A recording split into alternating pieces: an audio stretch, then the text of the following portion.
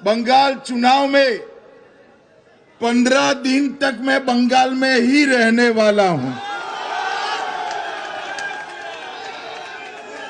आप सभी के साथ बातचीत करने का बहुत मौका मिलने वाला है, मगर मैं आज यहां आया हूं हमारे चारों प्रत्याशियों के नामांकन के लिए और विशेषकर शुभेंदु अधिकारी के नामांकन के लिए मैं आया हूं। चुनाव के पहले ही करीब करीब समग्र बंगाल का मेरा दौरा हुआ है। बंगाल में के कोने कोने में, कलकत्ता जाइए, दुर्गापुर जाइए, उत्तर बंगाल जाइए, हर जगह पे एक ही आवाज है, ये सरकार को बदल दो, ममता बनर्जी को बाय बाय टाटा कर दो। मैं आज बंगाल की पूरी जनता जो टोलबाजी से त्रस्त है, तृणमूल कांग्रेस की कार्यकर्ताओं की गुंडाई से त्रस्त है, महिलाओं की असुरक्षा से त्रस्त है, बेरोक टोक घुसपैठ होकर बंगाल की डेमोग्राफी चेंज हो रही है, इससे त्रस्त है। आए दिन बम धमाके, गोलीबारी से त्रस्त है, युवा बेरोजगारी से त्रस्त है और करप्शन का इतना रिकॉर्ड जो ममता जी ने बनाया है, इससे भी त्रस्त है। पूरे बंगाल की जनता मांग कर रही है कि महान पश्चिम बंगाल के अंदर अब परिवर्तन होना चाहिए। मोदी जी के नेतृत्व में यहां भारतीय जनता पार्टी की सरकार बननी चाहिए। पश्चिम बंगाल की बॉर्डर को सील कर पश्चिम बंगाल और देश भर से घुसपैठियों को चुन चुन कर देश के बाहर निकालना चाहिए और कवि गुरु की कल्पना का सोनार बांग्ला बनाना चाहिए। इसलिए पूरे बंगाल की जनता परिवर्तन के लिए तत्पर बैठी है, तैयार बैठी। जहां जाते वहां कहते हैं 5 मई को भाजपा सरकार आने वाली है, मगर मैं आज भवानीपुर के मतदाता भाइयों बहनों को विनती करने आया हूं। पूरा बंगाल ममता बनर्जी को विदाई करने के लिए तैयार है, मगर भवानीपुर वालों, पूरे बंगाल में परिवर्तन करने आपके हाथ में है। ऐसा है, एक एक सीट कर जीतेंगे, 170 सीट तक जाएंगे, तब परिवर्तन होगा, ठीक है ना? मगर मेरे पास एक शॉर्टकट है।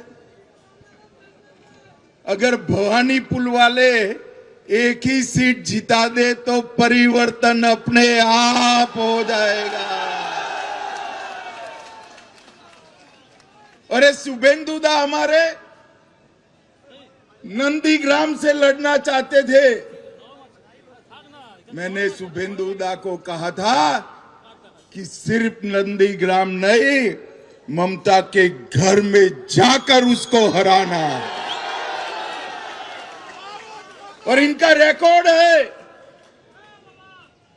गत चुनाव में ममता बंगाल में सरकार तो बना पाई थी, मगर ममता दीदी नंदीग्राम में शुभेंदु दा के सामने चुनाव हार गई थी। इस बार ममता जी पूरे बंगाल में भी हारेगी और भवानीपुर में भी हारेगी। आज सुबह कुछ पत्रकारों का फोन आया कि वातावरण तो बहुत अच्छा है, बंगाल की जनता चाहती है कि ममता बनर्जी चली जाए, तृणमूल के गुंडे जेल में जाए, भाजपा कार्यकर्ताओं की हत्या करने वाले को चुन चुन कर जेल में डालना चाहिए। तो मैंने बोला भाई तकलीफ क्या है? तो उन्होंने कहा टीएमसी के गुंडे वोट नहीं करने देंगे। मैंने कहा है इस बार कोई डरना मत, कोई गुंडे की औकात नहीं है जो बंगाल के वोटर्स को रोक पाए। इस बार भय मुक्त होकर वोटिंग करना है और सिर्फ हराना नहीं है, टीएमसी को मूल समेत उखाड़ कर बंगाल की खाड़ी में फेंक देना है।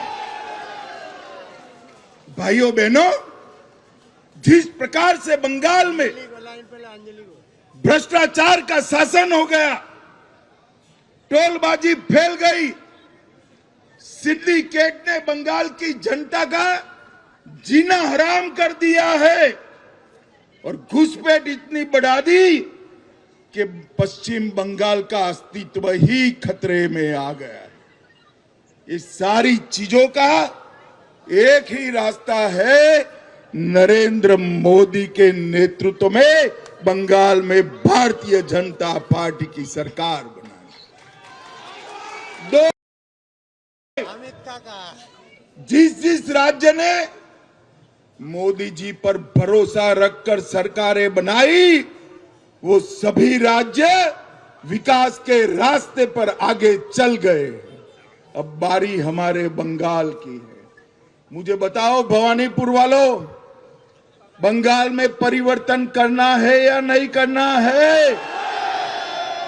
बंगाल में तो परिवर्तन होगा ही, भवानीपुर में परिवर्तन करना है या नहीं करना है? मैं भवानीपुर की जनता को करबद्ध निवेदन करने आया हूं, दो हाथ जोड़कर विनती करने आया हूं। पूरे बंगाल की मुक्ति के लिए हमारे प्रत्याशी शुभेंदु अधिकारी को प्रचंड बहुमत के साथ आप जिताएंगे और ये परिवर्तन पश्चिम बंगाल के लिए शुभंकर होगा। विवेकानंद जी, कवि गुरु टैगोर, बंकिम चंद्र चट्टोपाध्याय और श्यामा प्रसाद मुखर्जी का कल्पना का सोनार बांग्ला हमें बनाना है, इसलिए परिवर्तन करना है।